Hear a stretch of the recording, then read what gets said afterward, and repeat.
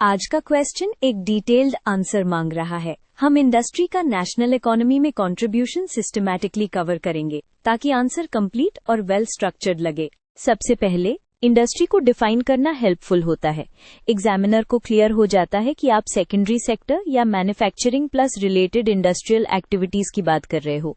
इससे आपका answer direction में सेट हो जाता है। अब डायरेक्ट कोर कंट्रीब्यूशन पर आते हैं।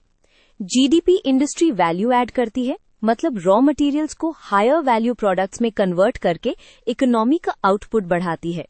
ये पॉइंट लिखने से आपका आंसर इकोनॉमिक मेजरमेंट से कनेक्ट हो जाता है। नेक्स्ट स्ट्रॉन्ग पॉइंट होता है एम्प्लॉयमेंट। इंडस्ट्री डायरेक्टली वर्कर्स को जॉब्स देती है और indirectly transport, packaging, marketing, maintenance जैसे सर्विसेज में भी एम्प्लॉयमेंट क्रिएट होता है। यहाँ आप डायरेक्ट और इनडायरेक्ट दोनों लिखोगे तो आंसर ज्यादा एलैबोरेट लगेगा। अब गवर्नमेंट फाइनेंस का एंगल है टैक्सेस और revenue. Industries, GST, excise type duties, corporate tax, customs duties, licence fees के थ्रू पब्लिक रेवेन्यू बढ़ती है। रीजन ये है कि गवर्नमेंट इसी रेवेन्यू से इंफ्रास्ट्रक्चर, एजुकेशन, हेल्थ पे स्पेंड कर पाती है। अब ट्रेड और foreign exchange, industrial goods export होते हैं जिसे कंट्री को फॉरेन करेंसी मिलती है। साथ ही इंपोर्ट सब्स्टिट्यूशन भी होता है।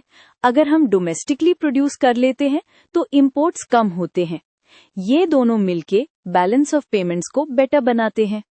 टेक्नोलॉजी और प्रोडक्टिविटी वाली कंट्रीब्यूशन एग्जाम में हाई क्वालिटी पॉइंट माना जाता है। Industry R and D, innovation, automation, better management practices लाती है। इसका इफेक्ट ये होता है कि ओवरऑल प्रोडक्टिविटी बढ़ती है, प्रोडक्ट्स बेटर बनते हैं और इकोनॉमी मोर कम्पिटिटिव होती है। एक और इम्पॉर्टेंट एंगल है इंफ्रास्ट्रक्चर डेवलपमेंट। इंडस्ट्री को रोड्स, पावर, पोर्ट्स, वेयरहाउसिंग चाहिए होता है, तो गवर्नमेंट और प्राइवेट सेक्टर दोनों इन्वेस्ट करते हैं। रिजल्ट ये होता है कि जो इंफ्रास्ट्रक्चर बनता है वो बाकी सेक्टर्स, एग्रीकल्चर और सर्विसेज को भी बेनिफिट करता है। अब लिंकेजेस समझो। इंडस्ट्री एग्रीकल्चर और सर्विसेज दोनों से कनेक्टेड होती है। एग्रीकल्चर से रॉ मटेरियल्स आते हैं, इंडस्ट्री इनपुट्स और मशीनरी प्रोवाइड करती है और services marketing, banking, insurance, IT support देती हैं। इस इंटरडिपेंडेंस को लिखने से आंसर मैच्योर और नेशनल इकोनॉमी पर्सपेक्टिव में फिट हो जाता है। रीजनल डेवलपमेंट और अर्बनाइजेशन भी मेंशन करो। इंडस्ट्रीज लगती हैं तो टाउन्स ग्रो करते हैं, एंसिलरी यूनिट्स आती हैं, लोकल मार्केट्स डेवलप होते हैं। लेकिन एक बैलेंस्ड आंसर के लिए आप चैलेंजेस का शॉर्ट मेंशन भी कर सकते हो। पोल्यूशन, इनइक्वालिटी, रिसोर्स प्रेशर और फिर सस्टेनेबल इंडस्ट्रियलाइजेशन की नीड लग दो। फाइनली कंक्लूजन में आप एक क्रिस्प समरी दो।